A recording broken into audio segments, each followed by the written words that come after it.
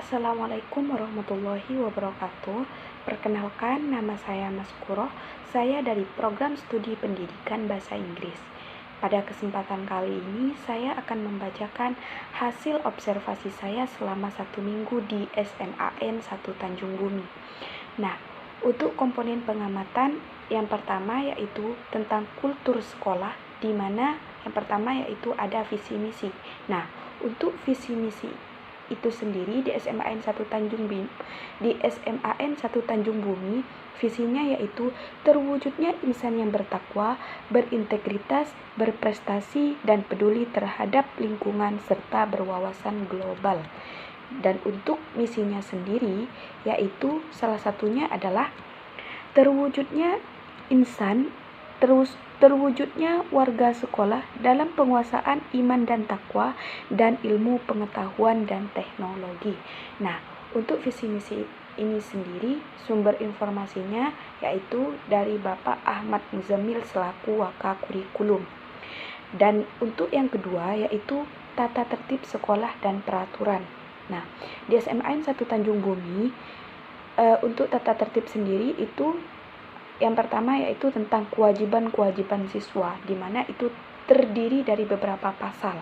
Pasal yang pertama yaitu tentang kehadiran siswa, dan pasal yang kedua yaitu tentang pakaian seragam sekolah, dan untuk pasal yang ketiga yaitu tentang lingkungan sekolah, dan untuk pasal yang keempat yaitu etika, estetika, dan sopan santun, dan untuk pasal yang kelima yaitu administrasi sekolah, dan untuk pasal keenam yaitu kegiatan ekstrakurikuler dan pengembangan diri. Dan di SMAN 1 Tanjung Bumi itu larangan-larangannya salah satunya adalah meninggalkan sekolah sebelum berakhirnya kegiatan belajar mengajar tanpa izin, dalam artian bolos. Nah, untuk tata tertibnya sendiri ini saya mendapatkan informasinya dari Bapak Ahmad Muzammil selaku Waka Kurikulum. Dan untuk yang ketiga yaitu prestasi yang pernah diraih selama 5 tahun terakhir. Berdasarkan keterangan dari Bapak Ahmad Muzammil bahwasanya di SMAN 1 Tanjung Bumi itu prestasinya yang pertama yaitu pernah meraih juara 1 Dharma Wanita, dan juga pada tahun 2019 dan 2020 dua siswa mendapatkan juara nasional biologi. Dan untuk yang keenam yaitu jam aktif sekolah. Saya sempat mewawancarai salah satu siswi kelas 10 IPA 3, namanya Zulfia Mega Kalista. Ia mengatakan bahwasanya untuk jam masuk di SMAN 1 Tanjung Bumi itu mulai dari Senin sampai Sabtu itu masuknya jam 7 dan pulangnya itu jam 12.40, kecuali hari Jumat dan Sabtu itu pulang awal. Jumat itu pulang 10.40 dan untuk Sabtunya yaitu pulang pukul 12.05 WIB.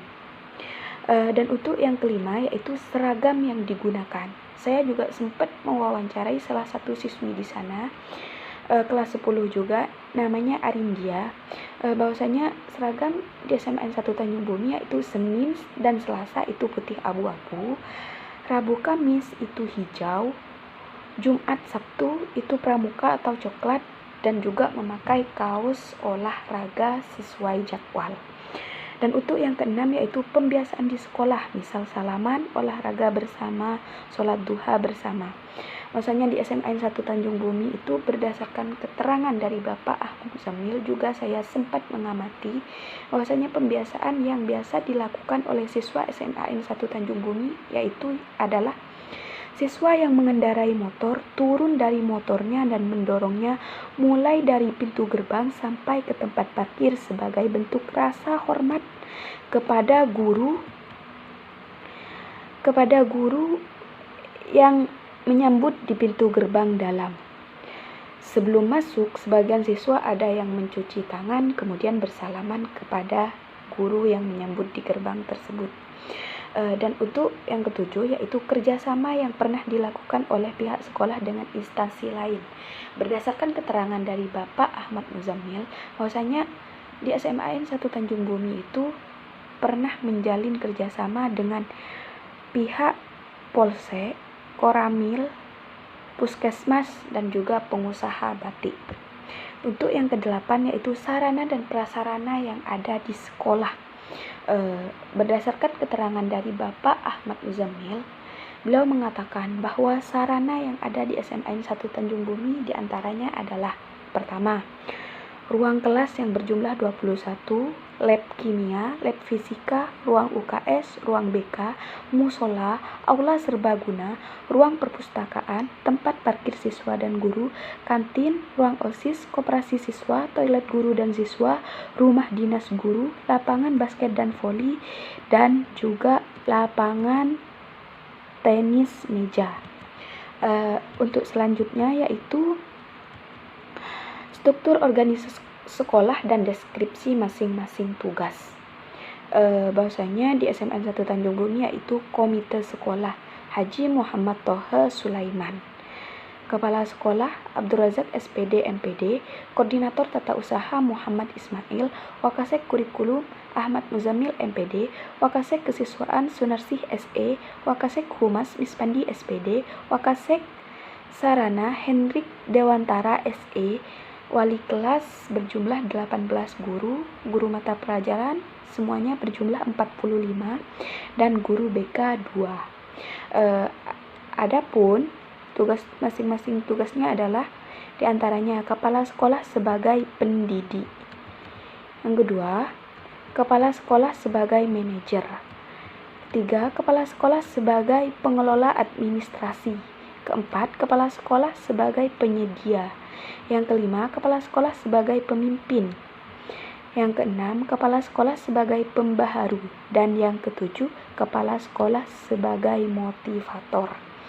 Dan untuk tugas wakil kepala sekolah dalam urusan kurikulum, salah satunya adalah menyusun program pengajaran. Dan juga tugas wakil kepala sekolah urusan kesiswaan, salah satunya adalah menyusun program membantu pembinaan kesiswaan OSIS, meliputi kepramukaan, PMR, KIR, UKS, PKS, Paskibra, pesantren kilat, dan lain sebagainya. Selanjutnya, tugas wakil kepala sekolah urusan sarana dan prasarana, salah satunya adalah menyusun program pengadaan sarana dan prasarana. Terus selanjutnya tugas wakil kepala sekolah urusan hubungan masyarakat, salah satunya adalah mengatur dan menyelenggarakan hubungan sekolah dengan dewan sekolah. Dan selanjutnya yaitu tugas koordinator tata usaha, salah satunya adalah penyusunan program kerja tata usaha sekolah.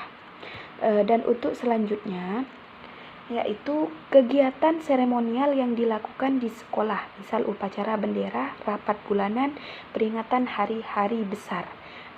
Saya sempat mewawancarai ketua OSIS di SMAN 1 Tanjung Bumi, namanya Erholizul Muhlis.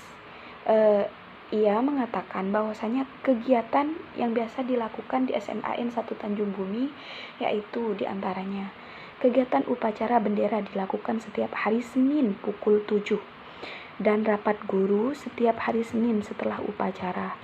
Terus perayaan hari guru biasanya itu upacara, kemudian pelepasan balon, setelah itu pemberian hadiah kepada guru. Dan juga di sana perayaan Maulid Nabi dengan membuat satu tumpeng setiap kelas, kemudian dimakan bersama-sama di lapangan. Terus kelas meeting setiap akhir semester, juga memperingati hari jadi Kota Bangkalan dengan memakai pakaian sakera, marlena, dan batik. Terus perayaan ulang tahun sekolah biasanya hotmil Quran. Dan selanjutnya yaitu kegiatan-kegiatan ekstrakurikuler sekolah. Saya sempat mewawancarai salah satu siswa kelas 10, Zulfia Mega Kalista. Ia menyebutkan bahwa ekstrakurikuler di SMAN 1 Tanjung Bumi diantaranya adalah Senin dan Sabtu jam 3 sore basket, Jumatnya pramuka, Selasa bela diri, Kamis ketakwaan, Rabu volleyball, Selasa futsal, Rabu tari, Kamis desain batik, Selasa PMR UKS, Senin karya ilmiah remaja, Selasa bela negara, dan Senin English Club. Selanjutnya yaitu poin kedua, yaitu kondisi peserta didik, di mana yang pertama yaitu tentang jumlah rombel setiap angkatan. Berdasarkan hasil wawancara saya terhadap Bapak Muzamil, yaitu beliau mengatakan bahwasanya kelas 12 IPA 1 itu berjumlah 34, kelas 12 IPA 2 32, kelas 12 IPA 3 36, kelas 12 IPS 1 30, kelas 12 IPS 2 30, kelas 12 IPS 3 30. Jadi total siswa kelas 12 adalah 192. Dan untuk kelas 11 IPA 1 yaitu jumlahnya 32, kelas 11 IPA 2 34, kelas 11 IPA 3 35, kelas 11 IPS 1 32, kelas 11 IPS 2 32, kelas 11 IPS 3 33. Jadi total siswa kelas 11 adalah 198. Dan untuk kelas 10 IPA 1 yaitu 34, kelas 10 IPA 2 33, kelas 10 IPA 3 33, kelas 10 IPS 1 32, kelas 10 IPS 2 32, dan kelas 10 IPS 3 32. Jadi total siswa kelas 10 adalah 196. Jumlah keseluruhan siswa SMN 1 Tanjung Bumi adalah 586 dan jumlah rombongan belajar adalah 18. Yang kedua yaitu rata-rata jumlah siswa per kelas. Bapak Muzamil mengatakan, dan juga saya sempat mewawancarai beberapa siswa di sana, bahwasanya jumlah rata-rata siswa per kelasnya di sana adalah sekitar 30-an lebih. Yang ketiga yaitu karakteristik siswa secara umum. Saya sempat mendatangi satu kelas untuk mengetahui karakteristik siswa di sana. Setelah saya melakukan berbagai kegiatan, saya dapat menarik kesimpulan bahwasanya karakteristik di siswa SMN 1 Tanjung Bumi yaitu adalah pemberani dan humoris. Mengapa saya katakan begitu? Karena siswa SMN 1 Tanjung Bumi itu apabila disuruh maju, itu maju dengan sangat beraninya. Yang keempat yaitu bentuk evaluasi belajar siswa. Saya sempat mewawancarai salah satu guru matematika, namanya Ibu Murniasih SPD. Beliau mengatakan bahwasanya evaluasi belajar siswa yang biasa beliau lakukan yang pertama yaitu tugas setiap selesai penjelasan per bab, dan yang kedua yaitu ulangan harian. Dan untuk yang kelima yaitu permasalahan yang pernah dihadapi siswa dan penanganannya. Untuk permasalahan siswa ini saya langsung terlintas di pikiran saya bahwasanya yang mengetahui permasalahan siswa itu keseringan adalah ibu BK. Makanya saya mewawancarai salah satu ibu BK di sana. Namanya Ibu Febriani Dwi Astuti SPSI. Beliau mengatakan bahwasanya permasalahannya siswa di SMN 1 Tanjung Bumi itu salah di antaranya adalah merokok, melompat di pagar, dan terlambat.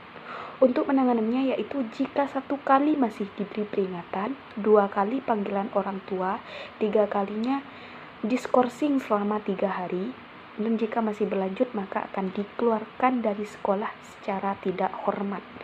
Dan untuk sanksi dari keterlambatan, jika 1 kali itu push up, jika 2 kali membersihkan ruangan-ruangan yang ada di sekolah, dan jika 3 kali itu disuruh sholat duha di musola. Untuk poin yang ketiga yaitu kondisi pendidik, di mana yang pertama yaitu model atau strategi pembelajaran yang biasa digunakan oleh guru. Nah, saya ini sumber informasinya dari Ibu Murniasih.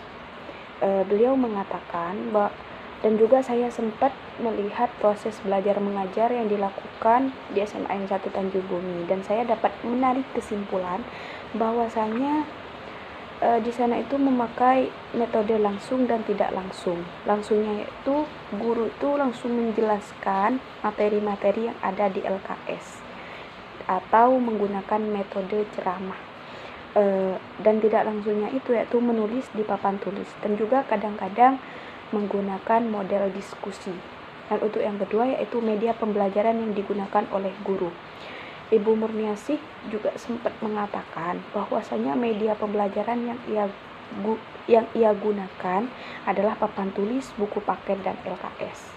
Beliau katanya tidak pernah menggunakan LCD, proyektor, dan lain sebagainya.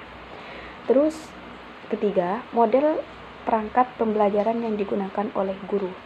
Ibu Murniasih pun juga mengatakan bahwasanya model perangkat yang beliau gunakan adalah K13 dan RPP. Dan yang terakhir yaitu kesulitan permasalahan yang pernah dialami oleh guru dan penanganannya. Berdasarkan hasil wawancara saya terhadap Ibu Murniasih, beliau mengatakan bahwasanya kesulitannya adalah siswa ada yang mudah dalam menangkap dan memahami pelajaran dan ada yang tidak. Untuk siswa yang tidak mudah memahami pelajaran, diberikan soal misalnya dengan disuruh maju untuk mengejarkannya di papan tulis. Sekian hasil observasi dari saya, kurang lebihnya mohon maaf. Wassalamualaikum warahmatullahi wabarakatuh.